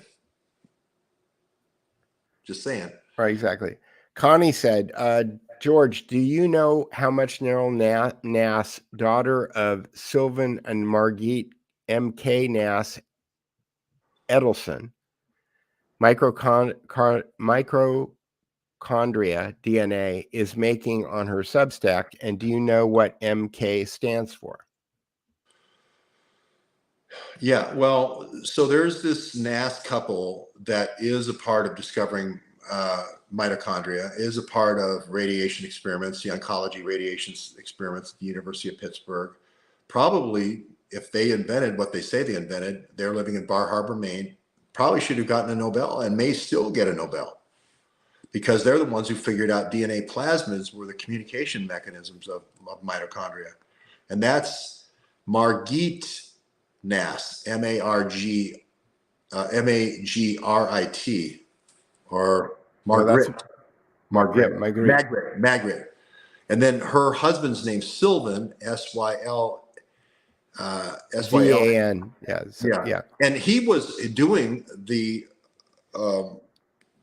main biological survey in the 50s in Bar Harbor. So the idea that he somehow came from Stockholm and somehow, they scraped together the money to get an electron microscope, that's not true. They used the electron microscope at the Rockefeller Jackson lab in Bar Harbor. So there's a whole Zuckerbergian fake. She's not the daughter of Margaret. Thermobstable says she's not the daughter. She's not the daughter. No, I'm not saying she is. Right. I'm saying this other person would have had reason to send Meryl Nass into Bruce Ivins, because what Bruce Ivins was doing was recapitulating DNA plasmids as a communication method to the immune system, which could be the whole ball of wax, which could be understanding the immune system, which could be the whole revolution of new vaccines. It could be the solution how to cure cancer. It could be everything for medicine. And that's why Meryl Nass was sent in with the paper, with her bona fides, to show Bruce Ivins, hey, I'm doing the anthrax sort of post-mortem for 15 years of civil war in Rhodesia. I can sit here with you, right? I sure hope somebody clips this and sends it to James Corbett. Yeah, because what happens, Peter, after the meeting at the University of Maryland, where she sits next to him for 3 days, Bruce Ivins for 3 days, then she comes out in the next year with a very detailed analysis down to the protective antigen, lethal factor, edema factor, very much into the biochemistry, right, of Rhodesia and just warfare in general. So it's and she credits him. She credits Bruce Ivins with helping inform that paper. It's a 25-page paper. It's a very scientific paper. And again, they want to know the state of mind of Bruce Ivins because he is in the position of taking this DNA plasmid vaccine and testing it with up to 2.5 million people. It's a freebie. It's the biggest free trial ever. It's Ambulance 54. It's free. Connie said she isn't the daughter, ? Sylvan Nass divorced and remarried. Sylvan Nass, the husband, divorced Margit. But if you want to know like what the Rockefellers would be interested in and why Abby Rockefeller is always hanging around NASA's, it's because of this DNA plasmid. Using it for a vaccine unlocks the immune system, the cure to cancer, and maybe recombinant vaccines. The whole drug industry is in Bruce Ivins' hands as we're sending soldiers to war in the first Gulf War. That's why Merrill's sitting next to him, not because he plays the organ at his church every Sunday. Yeah, the E in mice is ego. Yeah. So it's another vector. Deborah said, is the Ukrainian war waning since Kolomoisky's arrest? That's a good question. That's a fake arrest. Kolomoisky is got a cell with a ping pong table, and he's playing with a bunch of security guards. He's not really in any kind of discomfort at all. This is all a show to get through the election because he was on the State Department list. They're embarrassed that he owns half of Cleveland. They're trying to cover that up. They're trying to move the attention away from the Ukraine war over to the Gaza. And while they clean up on aisle 6, this is the bio lab of Europe. After the Soviet Union collapses, again, Deep Blackberry says this, just saying, how did that not come true? The only thing I got wrong was it wasn't I got Kolomoisky wrong. I said it was Mogilevich, but it was the bio-mixing bowl, if you will, for Europe after it was where all the Russian weapons were brokered, along with the uranium. So, and the 2014 connection to the Bidens turned out to be true, that the Kolomoisky and the revolution and the overthrow turned out to be true with these Blackberries. So that was another thing that checked out. And I was right about the Biden connection to Ukraine, but the only thing I missed was the fact that there was this involvement with Kolomoisky, right? I missed Kolomoisky, but I picked it up a year later. You know, Task Force came out, we got it.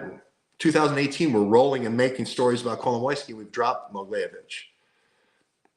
But this is the true story of how the Cold War arsenal was brokered, and the DNC was the broker, and Hillary Clinton's Clinton Global Initiative was the brokerage house, the front.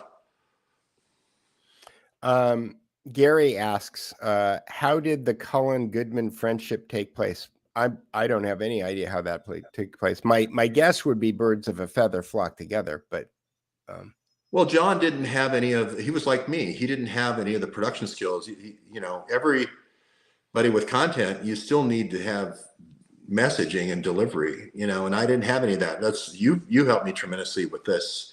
Jason was good at this, and this is what Jason did for Cullen, and that was a good marriage. And Cullen has content. Cullen. Right. Well, who made those? Like I said, I love the content of his Las Vegas shooting series. The presentation of it is so ridiculous. I think he bought a package. He bought a software package and went overboard. You know, it really, yeah. I wish he'd hire a real director or real producer to come in and just fix that. Because. Connie asked me, why haven't you put those photos in a museum in a January 6th display? Well, Connie, museums are kind of like getting grants for PhD students. It's like you need to be recognized by the museum as somebody who's important, primarily to the people who are the board of directors of that museum. In order for your work to be featured. And I think that anything that challenges the January 6th narrative in the direction of Donald Trump might be a legitimate candidate and might have had a legitimate cause to think that the election was stolen. is taboo and isn't going to go anywhere. If a gallery owner came to me and said, "Hey, I want to do a show. I'd like to sell your pictures. Do you have a mailing?" They're going to ask you, "Do you have a mailing list? Do you have a list of people who you think might want to buy your pictures?" One of the things that I've noticed, in the age of Instagram and photographs, I mean, I have old pictures, so you can't really see it because of the reflections, but that's a picture of St. John Smith and Randy Stokely in a very famous volleyball game called the Strike volleyball game that happened when the birth of the Association of Volleyball Professionals was created. And I shot it with an interesting camera, with a wide lux camera. I shot it on film. All of those things make that a very desirable photograph. It is one of the only 2 photographs I've sold that I would call considered fine art ever. And there was politics involved in that picture because Randy and St. John are Santa Monica guys. George knows this because he goes and he practices where Randy and St. John practice at State Beach. But the gallery that was selling my pictures was in Manhattan Beach. And back in the day, the guys who were they called them the Twin Towers, Hovland and Dodd, were the hometown heroes in Manhattan Beach. And so the guy who came in and bought this print and bought another print that I've got hanging in another part of my room here wasn't from Manhattan Beach. He had just moved to Manhattan Beach from the Bay Area. And so he didn't realize that he was buying 2 photographs of the mortal enemies of people in Manhattan Beach. So I'm digressing here. You asked me why I haven't taken my January 6 pictures and sold them. I'm completely open to that. I don't think that there's a gallery in the United States of America that would put them in there. There are expenses involved. You need to make prints. Prints those size are a couple $100 a piece. And then you got to get them framed. A lot of times the frame costs more than the print. And then you need to either be able to sell them. And if you don't sell them, you need to be able to put them someplace if they're not sold, which is one of the things that museums do, is that they'll put them away. But if you know of a museum that wants to put my pictures up, if you know of a gallery that wants to put my pictures up, that would be great. I figured I've been vocal enough about these photographs. I've put them out there in the world. I've gotten the only people who seem to pay attention to my pictures are the people who want to call me an anti-Semite or a white nationalist, or that the New York Times called me the Annie Leibovitz of the alt-right. So the only kind of ink I seem to get is negative ink. So I can't imagine anybody would go on, George. Suggestion. Okay. Palmer Luckey can prove his patriotism today by writing you a $1 million check for the whole thing.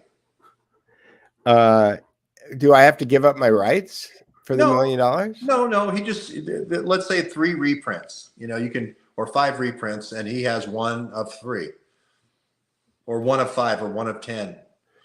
Yeah. I mean, $1 million. I'm open. I'm open to it. I would use that money. Did Peter run facial recognition on them? Peter didn't have. Okay, so here's the chronology. I don't have the dates, and I don't remember whether or not it was the New York Times or the Washington Post. I think it was the New York Times. So I was at ground zero when Clearview was created. I was friends with Juan Tontat, who is the creator of Clearview AI. And when they built their first iPhone app, he gave me a copy of it because he knew that I had 25 years of software development experience, and he wanted to know what I thought of the interface and how it was working. And so I would regularly use it and send him notes. And one of the people that I wound up using it with is George, because George would ask me, can you find out who this is? And I wouldn't give the app to George, but I would take a picture and I would try to figure out who the person was in the picture. And I would let George know who I thought the person in the picture was. And to George's credit, and any legitimate journalist would do this, George didn't take the response from Clearview AI as gospel. He didn't say, oh, well, this must be this guy. He used the fact that he had a name now to go and connect all the other dots together. So by the time, what happened was a newspaper article came out and equated Clearview AI with, and my guess is that it was one of the founders who probably was angry at Clearview AI, who wound up getting the New York Times or the Washington Post to run the story in the first place. And all of the people who were not contractors to Clearview AI at that point lost their access to the application. So my app just stopped working one day. I did still have friends who worked at the company, and occasionally, if it was an emergency, I would run faces. There are other facial recognition platforms besides Clearview AI. There's one of them on that I have linked on the Duke Report sources. I can't remember what the name of it. It's like Pixelize or something. Can't remember what it's called. And so I did, but not only that, there were facial recognition programs that were created by the January 6th investigating committee, and you could run facial recognition on your own of those pictures. So, and I got donuts. So every time, so I went through other friends that I knew had access to Clearview AI, but I also went down and I looked at every other facial recognition package that was available to me, and I got donuts. And this is what I know from being friends with the people at Clearview AI. Clearview AI works with law enforcement, and a lot of the people who are in law enforcement are undercover. And as a service to the law enforcement business, Clearview AI will embargo certain faces. That is, they will go through and they will remove certain faces from their database as a way of protecting undercover assets. And so the fact that none of the faces in my pictures show up in any facial recognition searches that I have done or have had done for me indicates to me one of two things. Either these guys are very good at making sure that they're never on social media, ever in their lives, or their faces have been removed from the databases so that they don't show up. Because Clearview AI, I wouldn't say that Clearview AI is 100% effective, because it's not. I would say that for somebody who has a large social media presence, it's 100% effective. And for somebody who sometimes appears on their relatives' Thanksgiving photographs, it's pretty effective.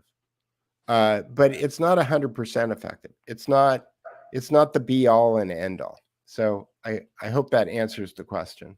And before Jason's going to say, I use this to gang stalk people. Yes, the guy Dan Hopsiger had this story about this guy named running Mint Press, right? A guy named Muhawesh, and he had another 5 or 6 other startups that Dan said were front companies that took money in and he deliberately crashed them, and then used this money for Mint Press as sort of a anti-Israel trust operation in Minneapolis, Minnesota. And all I was trying to do, he had gotten money after the Iraq War for a company called Middle East Trading. He had gotten Cheney and Wolfowitz money for the reconstruction of Iraq. And all I was trying to do was place him, Muhawesh, with Al-Attar to show that he was meeting with known Hezbollah operatives, right? Because I thought it was a trust operation, and Whitney Webb was working there. So it was just something that, Dan had said, look, this is an operation. And something about there isn't some mint in the press, or so he had some kind of pun that he did before he died. And so I was following up on that, and I was very interested in that. And I went to, I think I was in Florida. Let's see, I was going down to see where Cord Meyer was on 9/11. And I was on the west coast of Florida when I got this call from Jason, and he trying to disguise his voice and all this thing, saying I'm involved in Clearview. And I told Jason, this is why he doesn't put any of the calls that he illegally records that doesn't have the answer he wants. I said, Jason, you never could do content ever. I was trying to get a guy who got money from Cheney and Wolfowitz and pair him together with a guy who was on Capitol Hill doing money for Hezbollah and Hamas for strategy attention. That's what I used it for, right? And so Jason, you know, he's still selling my stories, Peter. 7 years later, he's trying to sell my stories. 7 years later. It's amazing. it was funny because on that phone call, I learned two things from Jason. I had never heard of gang stalking before. I didn't know what it was. He accused me of gang stalking. I had never heard of gang stalking. I didn't know what it was. And he used the word steganography. He told me that I had too many threes in my address at my house and my telephone numbers, and that that was an indicator that I was a Mason.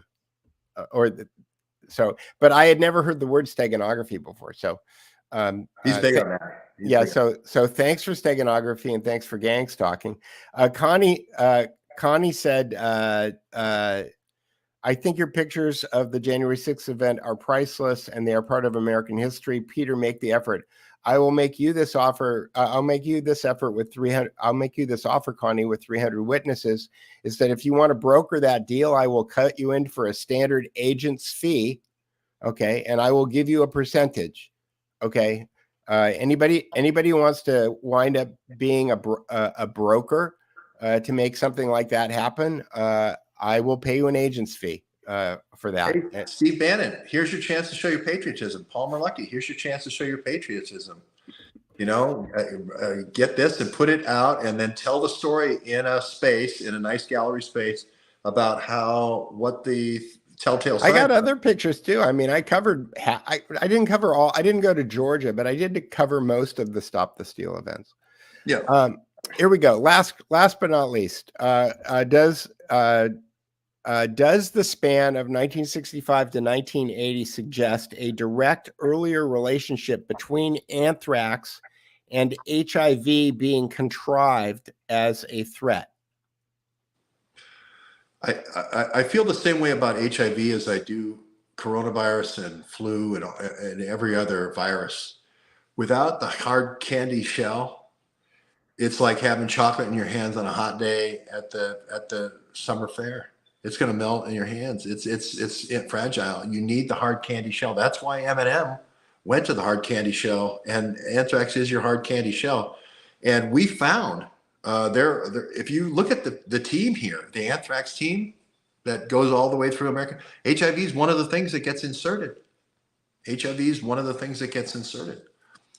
So I think all these things come from a bioweapons development program that's being hidden from the rules of the Bioweapons Convention.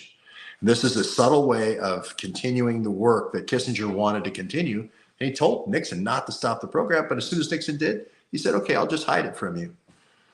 And that's what you're seeing. Right.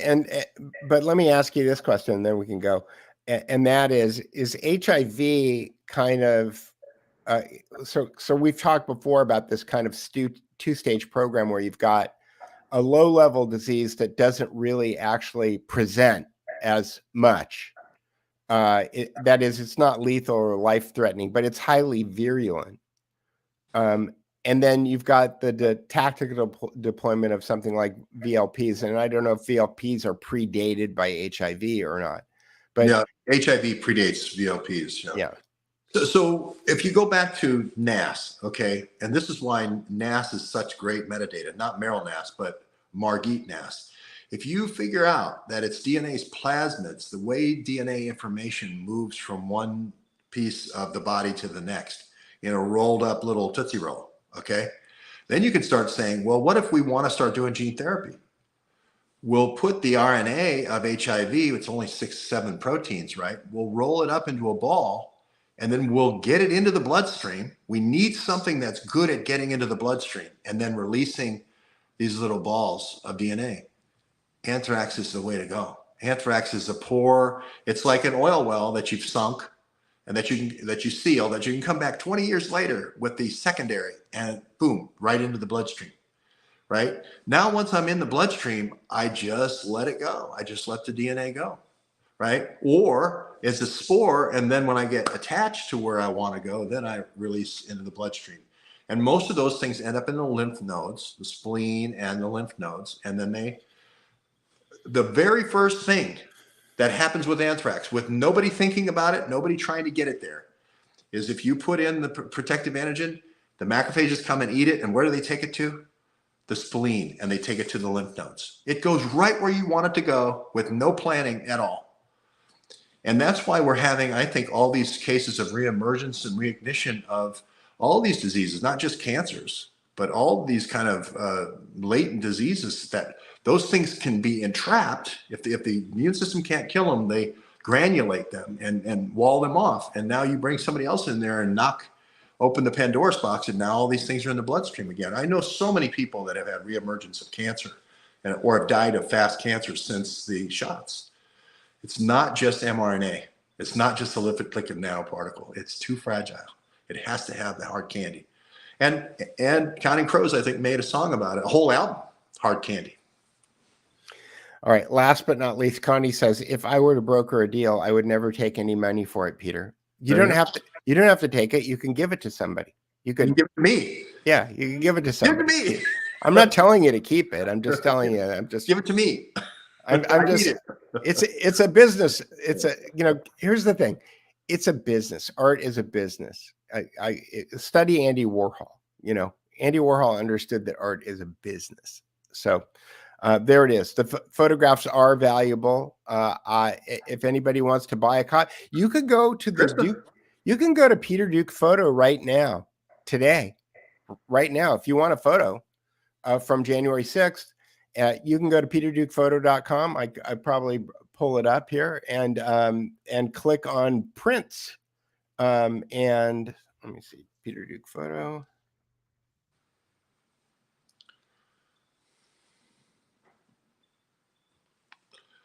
I think the one with the guy pointing at you, though, is the classic, oh shit, we've been made.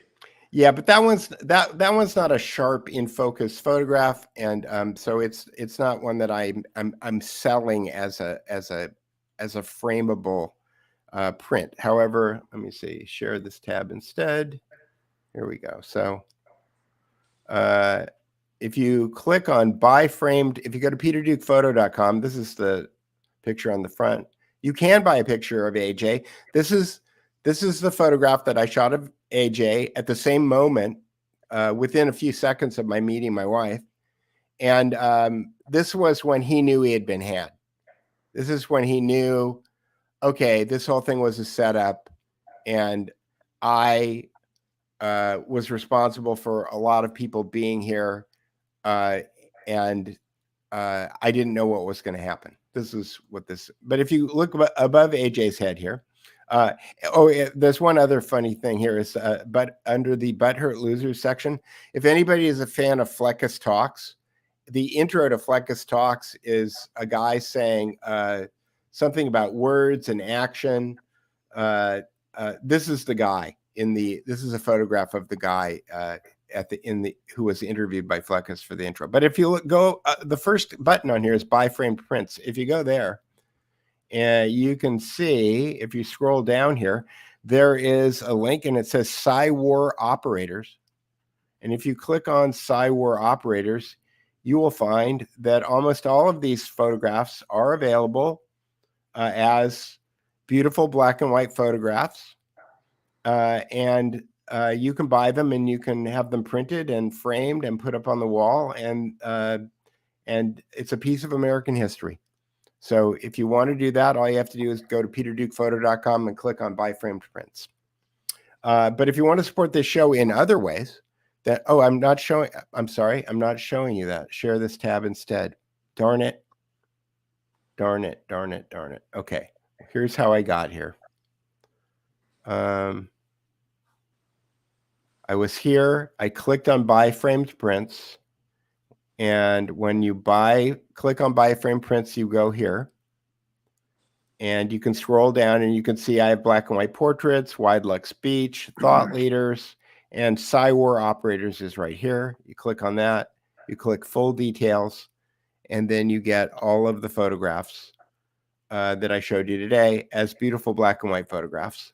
And then you can have them printed and you can put them up on the wall. And if you hit purchase, you pick a size and the prices are there, and they will get sent to your house in a nice box with a beautiful archival print. So with that, if you want to support us in other ways, if you look below George Webb, it says buymeacoffee.com/George Webb, no E, and the number 1. You can go there and you can buy George a coffee. You can also go to Substack. You can go to georgewebb.substack.com and you can become a subscriber to George's Substack. And that's where most people are supporting George now. If you want to support this channel, you can go to the Duke Report. You can go to buymeacoffee.com/the Duke Report. You can become a member. And like I said, I'm working on my book, Reframing Reality. But before that comes out within the next week or so, I'm going to release a book that I'm going to title The Conspiracy of 1905. And that will be out within the next week. And members are going to get that book for free. And other than that, George and I do a Zoom call that we should probably schedule. We probably shouldn't do it on. Maybe I'll get it offline. I'll figure out when the next best time for us to do the Zoom call is, George. And with that, I will say it's Tuesday. I'll see you again on Thursday. Thursday. We'll see you then. All right. Thanks, everybody. We'll talk to you soon.